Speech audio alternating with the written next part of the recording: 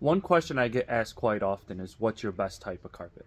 There isn't one carpet at the top. That spot is shared by several, depending on certain features you find in different types of carpet. For instance, you got the type of fiber being used, you got the amount of fibers being used, and the construction type of that carpet.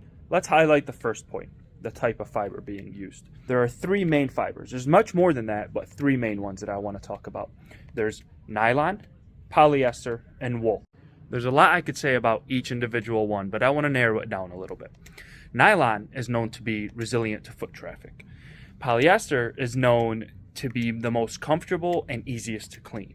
And then wool is the luxury stuff. Point number 2, how much fiber are they using in the carpet? That's pretty self-explanatory. The more fibers being used will determine how plush the carpet feels when you run your hands and feet through it, how much substance you have underneath your feet. Lastly, you got the construction type. You have an 8 gauge, you have a 10 gauge, and you have a 12 gauge. What does that mean? How tightly woven these carpet strands are to one another. If you want something a little tighter underneath your feet, you might do an 8 gauge. If you want something a little looser and softer to the touch, you might want to do a 12 gauge. And then the middle grounds, of course, is the 10 gauge. So we just spoke about the three main things I like to highlight during the sales process. And going about my way of finding you the right type of carpet. A lot of it is subjective, I get it. A lot of it is objective. But there's usually that harmony, that balance between the two. Once you get to feel it, once you get to see it and touch it, it's a different aspect.